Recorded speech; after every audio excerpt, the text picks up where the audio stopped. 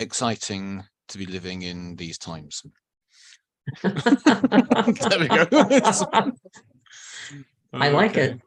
I'm just going, guys, if you haven't muted yourself, please do so.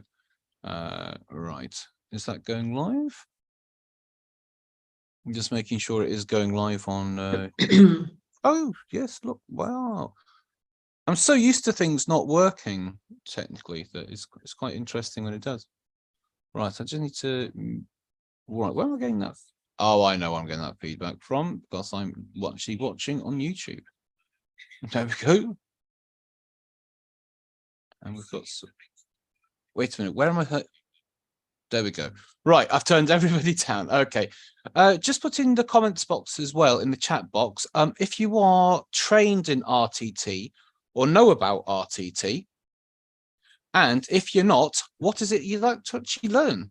What do you want to know about RTT? I know someone who does, but nothing about it. Cool. That's like 6 degrees of separation. Yeah.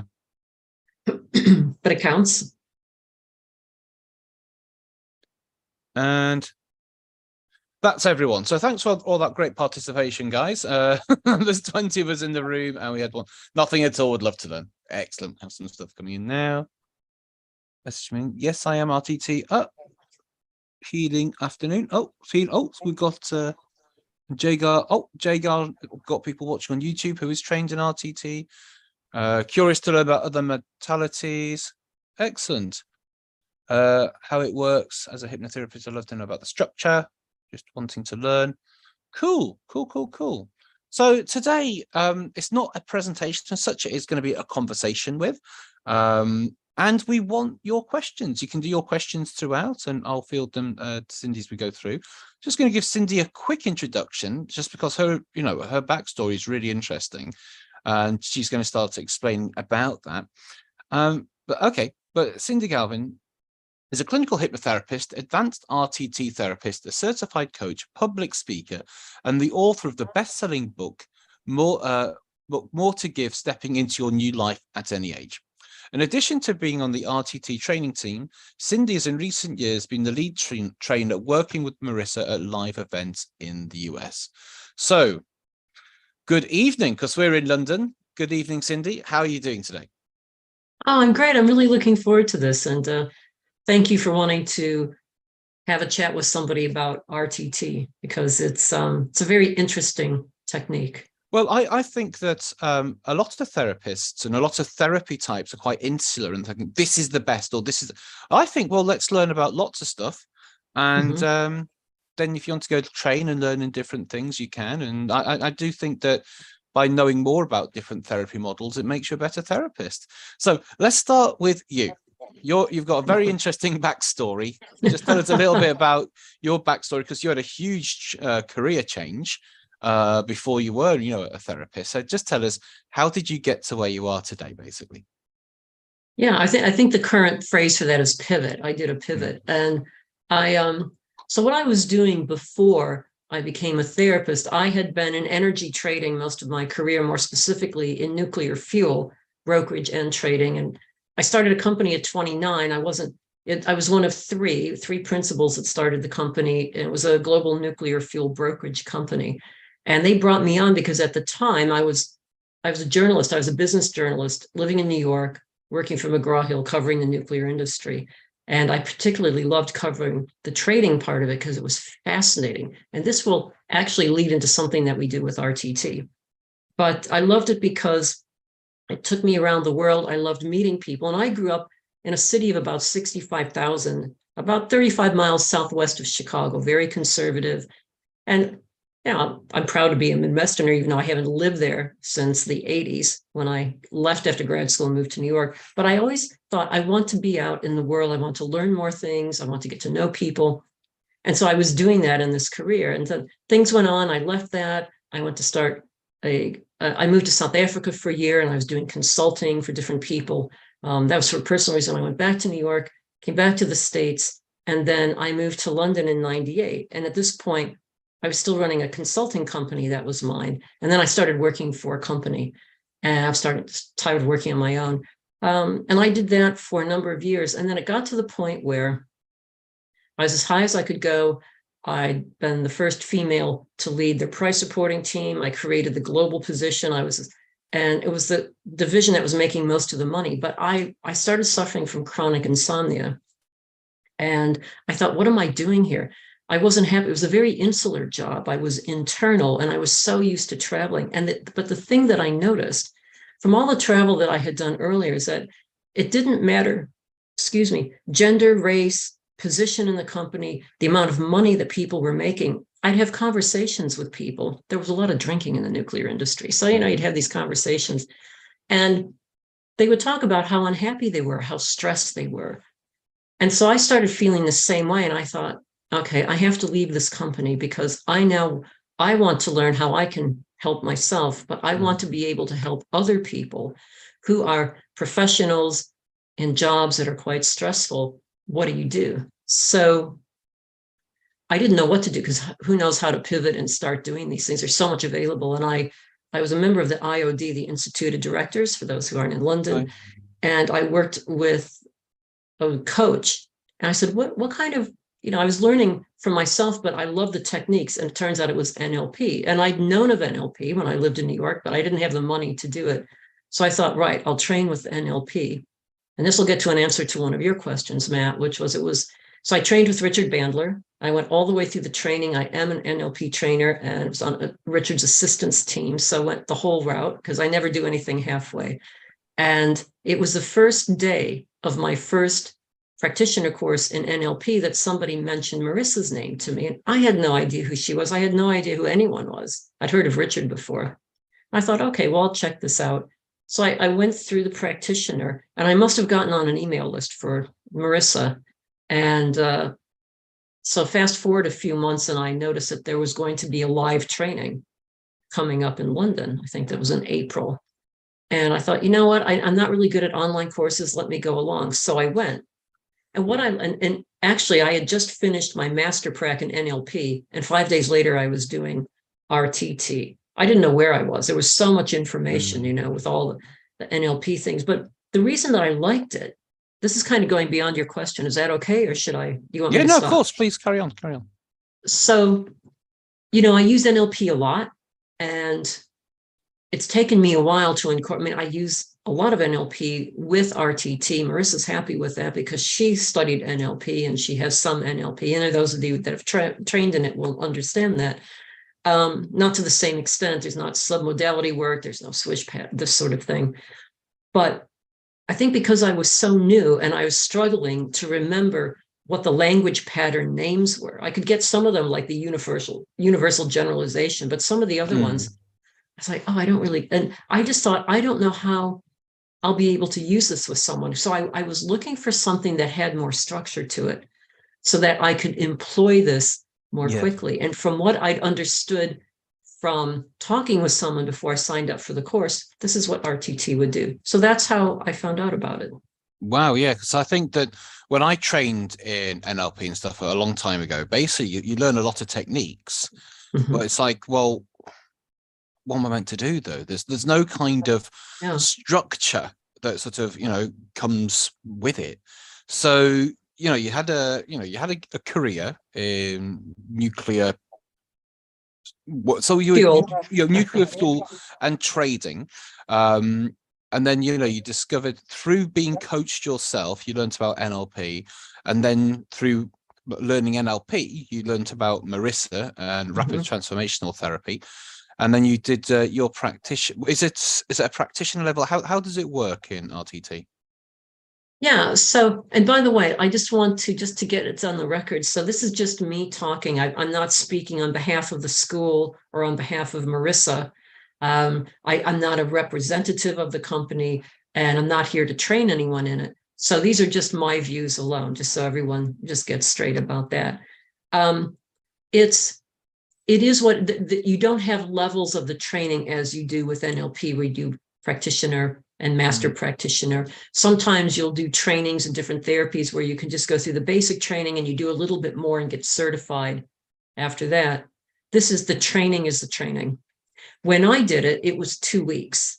Right. But now they moved, they created an online course, which I think you had said one of the questions was how long does it take to train? I believe it used to be you'd have a year that you could go through it. I think that might have recently been changed to 10 months. So there's no push to get people through, but any questions around how long it is and that, I'm not really involved in that because it's been so long since I trained. I'm not quite sure. But when you train, that's it. And there's a lot of practice and there's a lot of support, and you have an opportunity to practice what you're doing. So when you come out of NLP, you've got all those skills, but then you come out in exactly what you're saying. And I love NLP. I didn't know what to do with it. Well, now what? Like I was in the bubble. I was in the hypnotic bubble, I think, for the 7 days or the 9 days that you're there.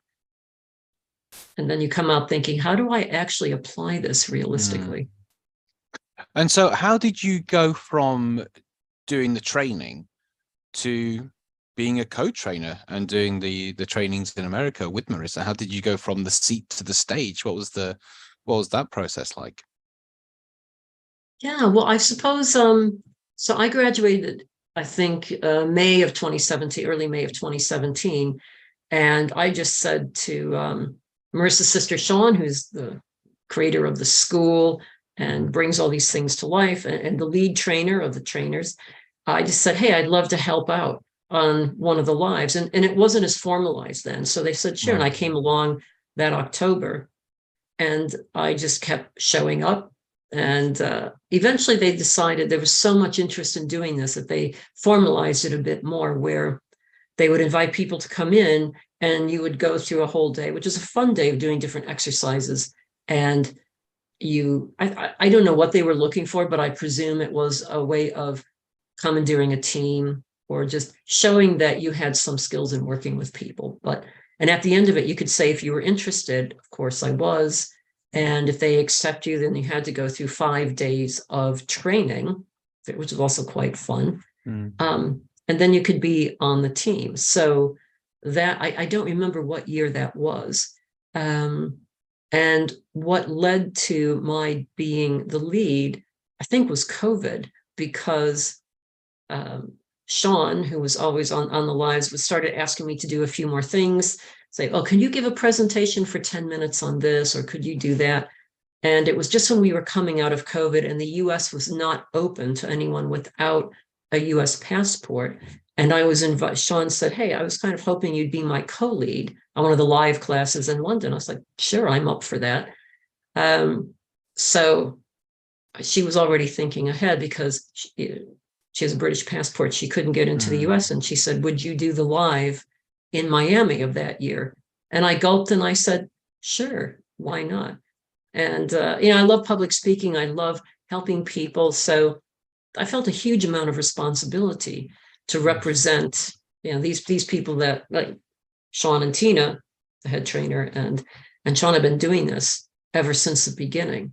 So anyway, everything went well, and I've done it, 4 or 5 times. I was just in the LA one in March to come back.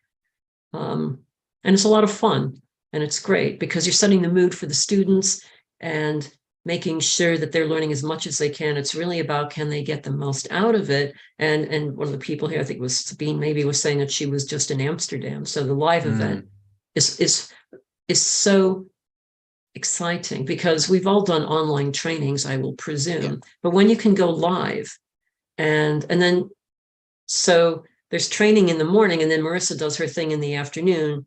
So even however long you've been doing this technique, it's almost as if when you watch Bandler, you always learn something new, something lands with you. And it's the same watching Marisa do her magic in the afternoon, say, oh, that's interesting. And I remember saying to her in LA, it's like, oh, I noticed what you did there. I can't remember what it is offhand right now. I said, oh, I haven't seen you do that before. I'm going to use that now. That was really clever. Because it's a very, even though there's a structure, there's a lot of fluidity to the technique, which is one of the things that I love about it, because everybody's different, aren't they? And not every technique works for everyone. Yeah. But with RTT, I think if you had any kind of technique that was so structured that you couldn't move things to help the client where they were, I would probably have, and that's just my opinion, I would have trouble with that because I like to be able to bend and go wherever they are. And I think that's quite similar to IEMT, is that IEMT, yes, I do provide a structure of what to do in each session, but you can also work with what's just coming up. And the more skilled you become, that's how you sort of develop, your sessions. Yeah. As opposed to, because I know you're trained in EMDR, where it is quite a rigid structure and not much sort of variety or chance to sort of go off piste, as it were. When you're doing your trainings in LA and in America, are they the 2-week trainings, or how long is it that do you train for? It's for 5 days. 5 days. Okay, so 5 days. Now, I don't really know anything about RTT. I know it involves some hypnosis and some NLP and stuff like that. So as a layperson, talk to me like I'm a child. What is it? What's the sort of the overall model? What's involved in it? Yeah, well, I'll tell you how I describe it to people who book a call with me to find out what it's all about. And usually I'll say, have you been hypnotized before? Often they haven't been. So I'll describe what hypnotism is about and how we all go in and out of it each day and give some examples of that. And with RTT, you do go into a lovely trance state. And the two things that really work well with RTT is you're getting to the root cause. Why is this issue in their life? Where did it start? What kind of belief is around that? And I always use one of the tools in RTT that also you talk with the part of the mind that's running this behavior or thought, and you're asking, well, why are you still there? So when you can go to what that core belief is, why it came in, and then you do work around that with the client to disassociate them from that, you're already starting to make the change in the mind. So you're not doing things like you do with NLP, where you're saying you're turning it from moving to a picture. If it was really brightly colored, you're turning it more black and white. So you're not working with the mind in that way. It's more just saying why it is that this is no longer true for you, these thoughts and beliefs that you had. So that's sort of the key thing with RTT. You're going back to times or events in the client's life that are all to do with why this came in, and you're looking for the pattern in that. Like, what are the emotions they're feeling? What kind of thinking were they having around that? And you're working with that. And another key part of it then is at the end of every session, you make a recording. The recording is 15 to 20 minutes in length. And you will have asked the client, when this is no longer an issue in your life, how will you feel? So you're looking for all the positive words and phrases, and you're using this in the recording. And just like I often will say to them, like when you're in school, you have to keep studying something to learn it. I usually use times tables because I found it the most boring thing to study when I was growing up, and you had to slog through that. The recording is not a slog, I might be quick to add, but I just talk to them about how the brain is a muscle and you're building these new ways of thinking. And so the brain has to be reminded the work has started in the session. This is support. Now, Marisa's system is 21 days. And a lot of RTT people will extend that. There isn't any problem with doing that. I work with people over 30 days. So the key thing I'll say to them is there's no guarantee that this will work. Nobody can guarantee, I think, anything. And I often say, what will help guarantee that you'll get the best session possible is that you commit to listening to this recording. And the other thing is, and I won't take clients on unless they meet certain criteria, and that is on the proverbial scale of 0 to 10, they need to really want to make this change, which I think is true for a lot of therapies. If people are about it, it's not really going to work. So I'll say to them, I can't make your mind do, which is true for any hypnosis. The best hypnotist in the world cannot make anyone's mind do anything they don't want to do. So that's what I explain to them. So does that make sense? Yeah, absolutely. And I think, well, obviously, because you went through the IEMT course as well, there's a lot of similarities, and with Old Pain to Go that I did recently, and with his name Alan Parry, who I interviewed the other day. There's lots of, the more things I'm learning, the more similarities I'm kind of seeing. Essentially, go back to why you were, well, what caused this, and work on it. That's kind of the sort of, Yeah. and then once you work on it, you can actually have more responsibility and control over your present day. So you're not just regressing back to these imprints or these sensitizing events. And yeah, you actually get to take on responsibility. And I think it's really important that you ask people, how much do you want to change? Because I sometimes found that with hypnosis, because I used to do hypnotherapy, just pure hypnotherapy, I would have people turn up and go, right, I want you to make me stop smoking. We're like, wait a minute, why are you here? My wife made me. Right, there's a lot going on right here. And it's a locus control thing. I want you to put me to sleep, and when I wake up, everything's different. And it's like, no. And it sounds quite a lot like sort of IEMT and stuff. What you do is much more about facilitation of that change, but the person has to be willing to actually change. You make such a good point there, because I will go at length to explain to someone who's interested in having it, and I'll explain again before we actually have the session, that I'm just leading you through, I'm taking you on this journey, but I can't do the work for you. And I can't tell you how many times, and I try to set the stage, because it's a lot about making them understand what it's all about. And it's like, this is not going to change you 180 degrees overnight. You will feel some change, but you have to put the work in. And so many people just, it goes over their head, and they wake up and they say, yeah, well, or like one of the patterns of chronicity from IEMT, for those people here have trained in it, it just resonated with me, which is they could have a 90% change, but what they're focused on is what happened. And I can't tell you how many times when I'm checking in with a client, they'll say, well, okay, yeah, well, this and this, oh, and this happened, but I don't know if that had anything to do with the hypnosis and this, but, and I'm always waiting for it. It's human nature. What can you do? I get a lot of people who have a lot of coincidences as well. So between sessions, so how's this week been? Well, actually, it's been really good. This happened, this happened, this happened. I don't know if it was to do with the session. Well, the week prior to that was awful. It's so were the years before that. You have this session and things are being quite good. I think it might have something to do with it. Okay. What kind of conditions or people do you work on, and what kind of people tend to train in RTT? Are they already therapists, or are they wanting to come into this to become therapists? So who sort of has the sessions and who does the sessions, basically? Okay, that's a good question. So a lot of people will niche in different types of therapies. I tend to avoid certain things that I don't want to work on, but I tend to find that people I work with come for anxiety, insomnia, a lot of confidence, weight on occasion. But the big ones are anxiety, confidence, and sleeping. And I get really good results with that.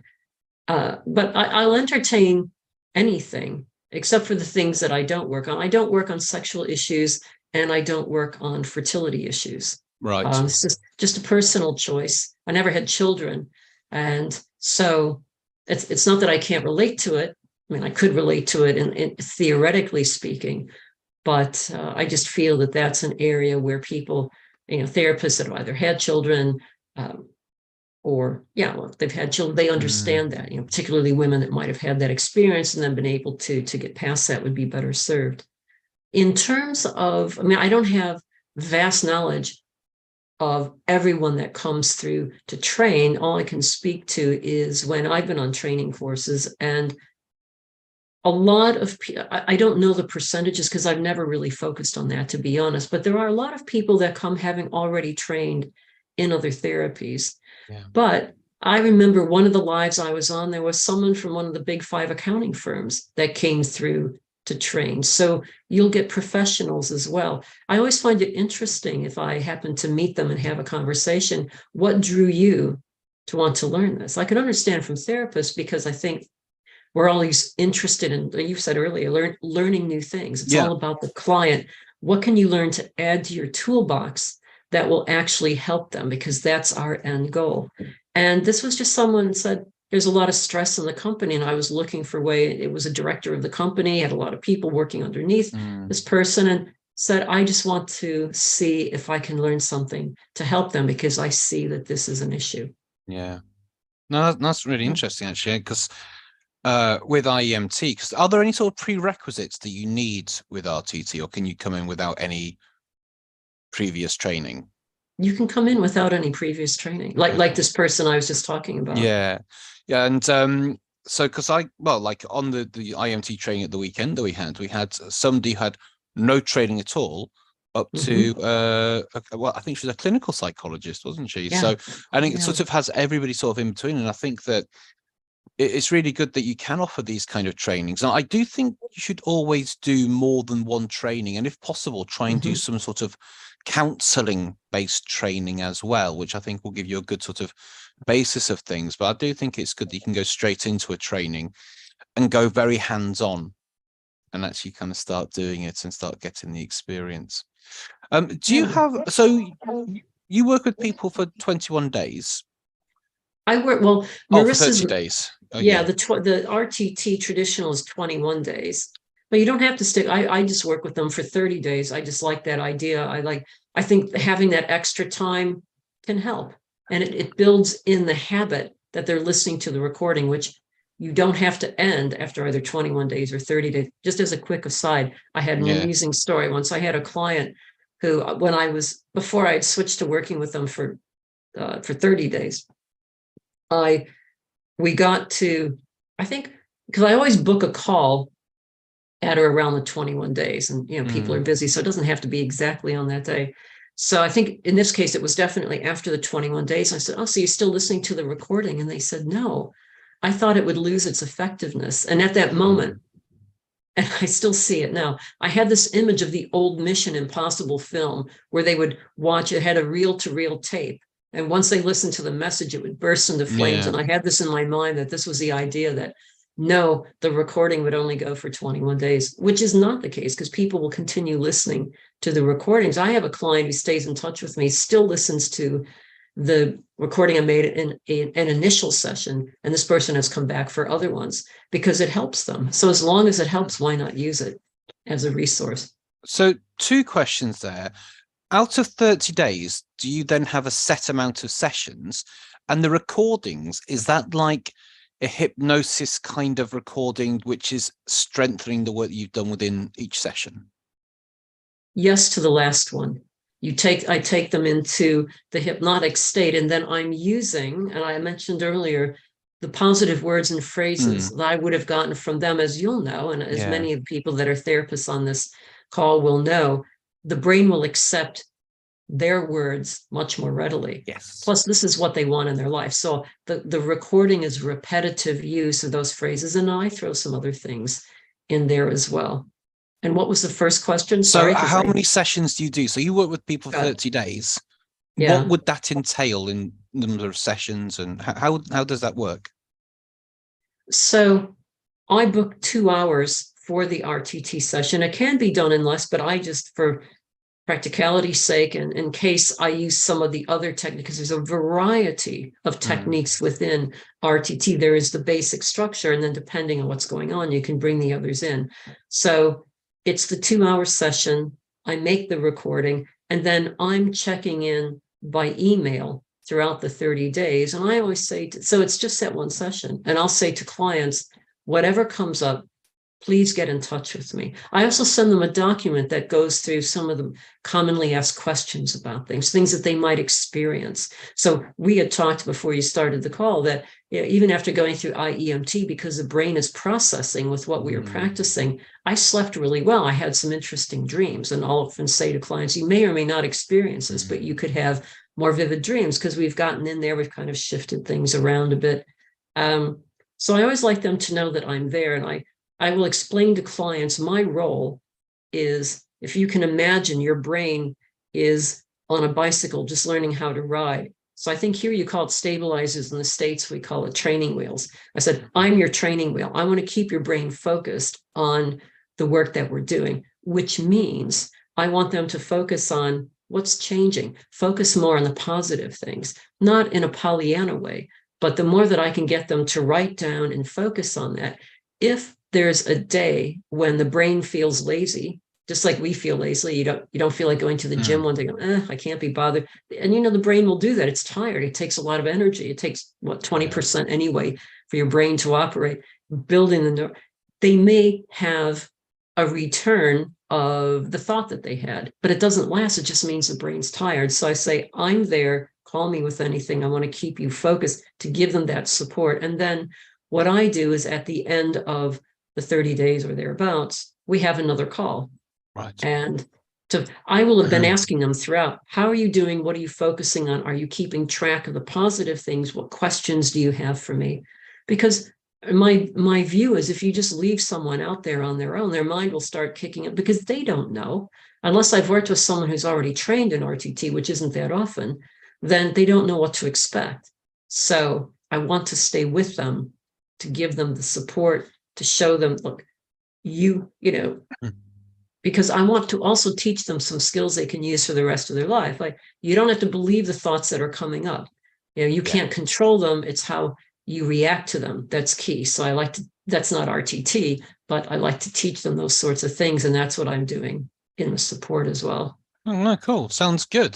So it's not like someone would go to see an RTT therapist and you would do like 3 sessions over 3 weeks. It's basically one big session and then support and then like a call at the end, if that's correct. Yeah. Now, some people, that's true. That's the way that I do it. Now, some people will offer 3 sessions as a package. It's a personal choice what someone does. It's just my belief. And I'll say to people that we know how suggestible the subconscious is. And I'll say, just book 1 session. I'm going to give you everything I possibly can and all the support so that you can get, it's the worst business model ever, right? Because I know you were already thinking that. Oh, yeah. But I just say, and people seem to like that. And because, sometimes people will say, oh, that's good, I want that support. Or some people think, you're just selling me. Why do I need 3? And it's just, I just find that I feel comfortable with that. And I'll say, look, I don't know, your mind is suggestible. It might think the first 2 sessions aren't worth anything. I don't want there to be any kind of interference there. Let's just go with 1 and see how we do. Interesting. So once you learn RTT, do you have license, not quite the correct word, but are you able to be sort of quite flexible in the way that you use it, or is there like a strict protocol that you must follow, especially for newly qualified therapists? I think I would extend that to everybody that uses RTT. That's the wonderful thing about RTT, is when we train it, there is a structure that you learn, so that just for the sake of learning in the most expedient way, that there are certain key tools within that you need to use. So taking them back to the scenes, to vivid times in their life that are to do with why this issue came into their life, or this belief.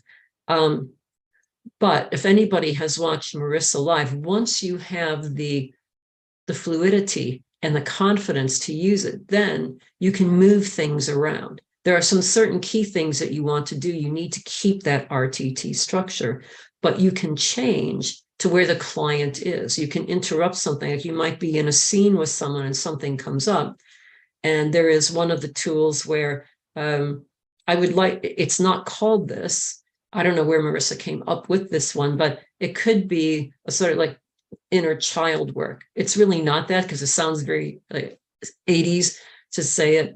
But if somebody, when you're learning it, you could learn that as a separate thing further on. But when you're in a session, you could be in the middle of a scene. If something like that comes up, you could employ that tool. So it's very fluid as you do things, because it's powerful in and of itself. But yes, there are some certain key things that you want to do. The recording is a key part of doing that.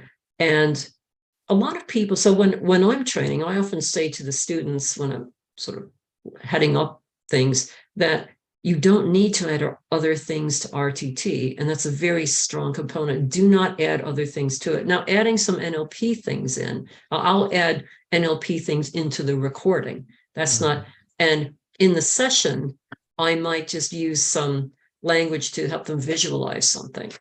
But you really don't need to do anything else, and you're really not supposed to do that. And every now and then I'll get someone to say, oh, well, I know tapping and I think tapping works. It's like, no. And part of the rationale behind that is that if somebody comes for an RTT session with someone and they're following the way that it's set out and that you're trained to do, and then let's say they have a session with someone else and suddenly, or let's say the first person uses tapping and that person goes to some other RTT trainer and they don't get tapping. Yeah. Then they think, well, what's this about? So don't muddy the waters. Now, what you do with your client after you've done, don't mix it up in that session.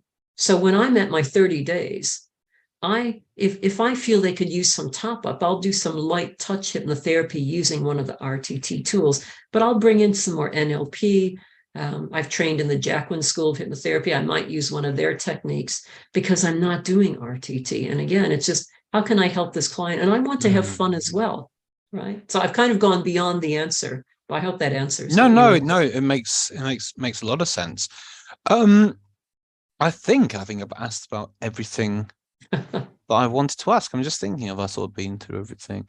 I think I have. Let's open it up to people. People, you can either type into the chat, or you can come on to the actual. If you want to raise your hand, you can actually come on to the actual screen as well and ask your question to Cindy. But no, it's very, very interesting, and I think that there is a lot of sort of similarities between IEMT and, again, with the old Pain to Go, and basically everything I'm learning, it's all, so I can see how you can go from one to another as well, how you can sort of use from different things. So does anybody have any questions? You can either raise your hand if you want to come on, or if you just want to type it into the text box, and also on Zoom, on YouTube as well. I had seen one question earlier. Someone said, would I incorporate IEMT into RTT? I think that was the question. And I think I might have answered that indirectly in the answer that I gave earlier, which is no, I don't combine techniques, because RTT is RTT. It's very powerful on its own. The only thing I would add in, use some more NLP, but language. And when I say NLP, it's my noticing what are the language pattern, what are the are they more visual, auditory, or kinesthetic? So I will talk more in those terms so that I can build more rapport with them if I feel that that's necessary. And I might do some future pacing in my recording that I give to them, which is not taught in RTT, but I'm doing the recording so I can build that into that, and that's fine. But within the structure of the 2-hour session itself, I don't combine, and we discourage. It's verboten. You don't do that. No, I completely get that. But then after you've gone past those 30 days, that's when you can bring in the other things. I say, oh, they're on my time now. Let me play with their mind. Yeah, absolutely. Phil, let me mute you. Let me bring you on as well. One sec. So, Phil, take it away, sir. I'm just curious. So you're giving us got an idea of the go back to cause, create a take with their world. But it's quite a long training. So I'm wondering, I want to get a bit more of the getting feedback, sorry, a bit more of the content, a bit more of do you use metaphor? Do you I don't know. Do you use any body work? Is there any movement? And anything about content? I'm just curious what else happens. Oh, that's really interesting. There's no body work. It's putting them into a trance state. And yes, metaphors are always a good thing. And sometimes it depends on what's happening with the client. We do in the training, we talk about metaphor so people are familiar with that. If no one's comfortable with doing metaphors, or they're just learning that, you can still use the structure, because remember that you've got the tools that you've learned. And when you're starting out, there is I've just lost the word I wanted to use. Structure is the word, but there's a way that you use them. One comes after the other. So that's an easy way of getting into it so that you can get through the process. So that's, they go into the trance state, you go back to the memories, you're finding what the root cause is, you're then dissociating from that, you're doing some work around that, you're doing a little reframe of things. Again, that's, you could say that that's an NLP sort of thing. And then you do the recording. That's, in a nutshell, that's kind of the basics of it. They're in a trance state the whole time that you're doing that. And if you have experience with hypnosis, we know that you don't need to be in a very deep trance state in order for change to happen. And in this method, you as an RTT person are asking them a lot of questions, because in the scenes you're asking what's going on, what are you seeing, what are you feeling, okay? And so they're always, in hypnosis you're always conscious anyway, but they stay in that state throughout the whole time that you're doing the work with them. Does that help, Phil? Does that? Oh, sure, yeah, it gives much better. It gives a better idea. When I say body work, it's like you wouldn't think of IEMT as body work, but there's movement. I see what you mean. No, there's nothing like that. Yeah. Like I do generative coaching, and we say, okay, give it. What's a gesture for that that's coming up? Oh, that's interesting. Make a gesture for what's coming up, getting it into a different system. So I was curious if there's any element. Oh, I like that. Matt, see, there's something else we can study. Generative coaching. Now I can talk about that. Cool. Well, and Gilligan. Well, thank you very much, Phil. Thank you. Let me Okay. spotlight you, sir. We've got a couple coming in here. Is it a type of regression? Is one. And would it be effective if you listen to the recording again for 21 days after months of doing the RTT sessions? Those are good questions.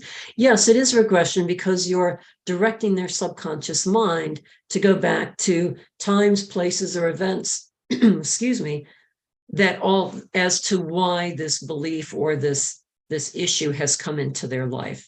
So yes, they're going back to memories on that. And I can't believe, I don't know where my memory is tonight. What was the second? Oh, yes, it is effective. I think I mentioned earlier that I have a client, and he's not the only one, that still listens to the recording, happened to be doing a session on confidence, has a very big position, and was around delivering talks to larger groups of people. And even to this day, and it was several years ago when he had his first session, because he's had a subsequent one on something different, he'll say, I'll get an email to say, I listened to your recording on the tube going into work, and I just nailed it when I had to give the presentation. So you can think of it this way, that it's like going back to a textbook to refresh your memory on what's gone on. This is what you're doing. Some people continue to listen to the recording. They may not do it every day, which is the requirement, that they listen a minimum once a day, but they might do it every other day. And I always say to people at the end of my 30 days, they're like, oh, I really like this, I want to continue listening. I say, that's great. If you ever get to the point where you say, if it's still working for you and you're feeling good about it, but you're thinking, oh, this is taking time, maybe it's getting to be it's like one of those drudgery things, then do it every other day. Never get to the point where you feel that it's a burden to do this. Just know that it is a resource. Now, would it be like that forever? I think the answer is no, because if you're someone that's dealing with a particular issue, and then you get past that issue, even though the recording is all positive phrases, they may find, well, that's not really working for me anymore because I've moved past that. So in that case, and I haven't done statistical studies on this, they may not find it useful. But yes, I like to say it's always a resource that's there that they can pick up. Yeah, absolutely. And I actually do a recording when I do client work, not always, but sometimes I will do a recording as well. But I will do it after the session. So I don't do it as part of the session, and then I'll put some relaxing music and stuff as well. But yeah, people have listened to them. Yeah, much, sort of going forward. And again, because it's all their personal trance words, it's all their own kind of things. Does anybody else have any other questions at all? I know we have people watching on YouTube. If you're watching on YouTube, please do like and comment as well, because it helps with algorithms and things like this. Sabine saying, how many clients do you take per day? That's a really good question. Only once did I do 3 clients in the day, and because I won't do that again, because my subconscious mind doesn't know that I'm not going into trance. So when I'm leading someone else into the trance state, my subconscious mind is going into that, not to the point where I can't deliver the session. But by the time I got to the third one, and I had booked a half hour in between, so that's 6 hours of work with just a small break in between. I was really tranced out, and the session was a success. But I have to say, when I was doing the recording for the last one, I was sort of nodding off like this. And so the most I would do in a day is 2. Cool. I've got a question here. Where would I go to find out more about the training? There's a good question, right? As I say, as a trainer, Yeah. I think if you just Google RTT training, you can find out. So the lives are, we just had the one in Amsterdam, and I just got notice that there will be some more that are scheduled. The next LA one is currently scheduled for May 2024. I wish they have another one, because I love where it's held in LA. It's by the water. I'm a keen sailor, so there's boats around. But yeah, just Google RTT training and kind of go from there. So you can't just do the live training and then go be an RTT therapist. You must do the online course. You get so much support in that. The live training is a separate thing, but a very fun thing. And really, I think, takes you even deeper into the learning, because you're there, you're learning from other people, and you've got 5 days. You've got Marisa every day in the afternoon. You're watching her live. You can ask questions, and she's very generous with her time. I have such great respect for her. As in fact, she would keep talking, so you have to sort of yank her off. Not really, but she just gives a lot. So it's a good experience. But just to make that clear, that you do need to go through the online training. And do you know how many hours roughly the online training is? I don't. No, I really don't. So, and would you do that before the live training or after the live training? Which way does that work around? I think that, so when we were doing the LA live, and that makes it interesting as trainers, because we had people that had gone through virtually everything. I don't think, maybe somebody had gone all the way through, but they had a fairly solid understanding of RTT. And there were people that signed up, hadn't ever done anything like this before, and they signed up for the live, knowing that they were then going to go do the training. But the lovely thing about the way that the training is structured is that there's something for everyone, so that regardless of where they are in their process of learning, they will learn. Even those that have gone through everything, because the way it's structured, there's some techniques you could do. There's some additional things that they can work on with a tool that you're not trained on in the online course. So yeah, you don't have to have a background to get into it. You can join wherever you are and whatever you're doing. You know, maybe you're halfway through the online course and you see a live is coming up. It's in an area where you'd like to go to. You can sign up for that. As far as I know, I don't know. I know for a fact that there were people that signed up for LA that hadn't done anything before. So there's no reason that you can't sign up if you're just learning about it. Cool. Got a couple more questions. You treat Sorry, Sabine, yeah.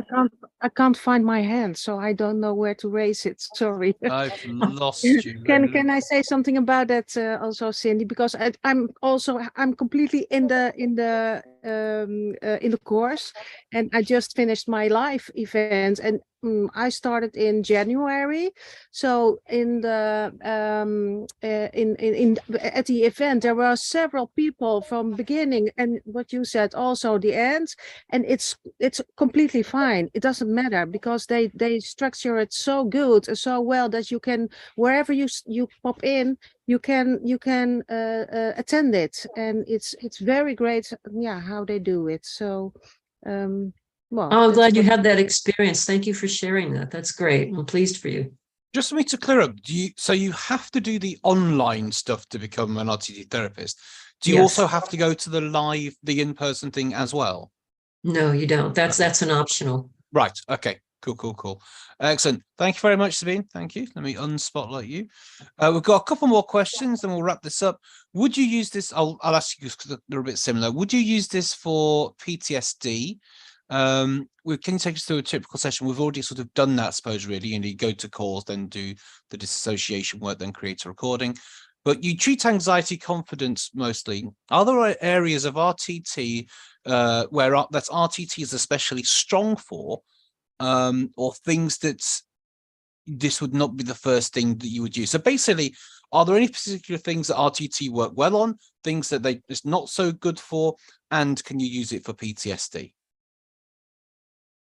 I think that, again, I have to answer that from a subjective point of view, because I think it depends on the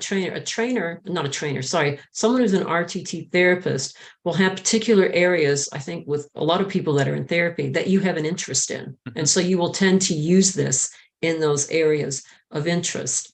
I think that when you work with PTSD, I mean, I have worked with that, but I've also got the EMDR training, and I don't combine the two, but I have an understanding of that.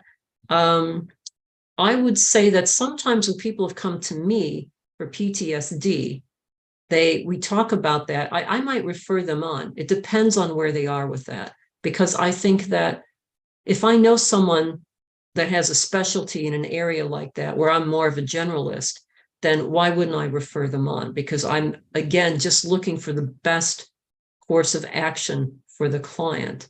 In terms of, but anxiety, I do work with, and I have a lot of success with that. In terms of, are there areas where I wouldn't use RTT? I haven't run across one yet, but I don't deal with everything. But in my niche, or not niche, but in the areas that I tend to work in, it tends to work well. So I can't think of anything offhand where I would say no, other than the usual things that you talk about, where if you're doing any kind of hypnotherapy like this, you have to be careful. You're not going to be working with someone that has certain types of medical conditions, because it just it isn't helpful for them to put them in a hypnotic state. No, I agree. And I think that I always say, when people say, can IEMT work for this condition? I always say, well, can you work on that condition? Do you have the sufficient training to work? Yes. RTT, like IEMT, is just a set of tools.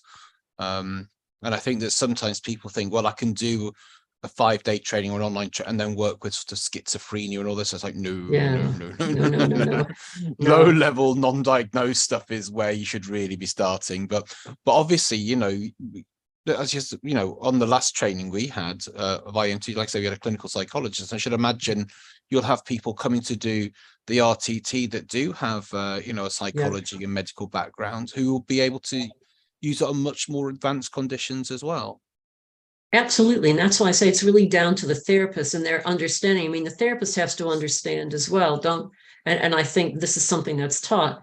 Don't go beyond what you know. Don't take on too much. It doesn't do you any good. It doesn't do your client any good. And the key thing must always be safeguarding the client and making sure that you can help them. It's not about yourself just wanting to do it, as you and I know. Well, that's great. Before you go, you have written a book, which I pronounced very poorly. Could you just tell us just a little bit about your book? What led you to writing the book and what's in it? Oh, thank you. Sure. So I wrote this book because So More to Give: Stepping into Your New Life at Any Age was written for people 40 and older, like 60s or 70s. We're all working so much later in life. We're living in a great time because we understand with neuroplasticity that the brain doesn't slow down, that it doesn't mean at 60 we're on the porch in a rocking chair with some comfy shoe, maybe some Uggs or whatever, or Crocs with a cardigan on. It doesn't have to happen that way.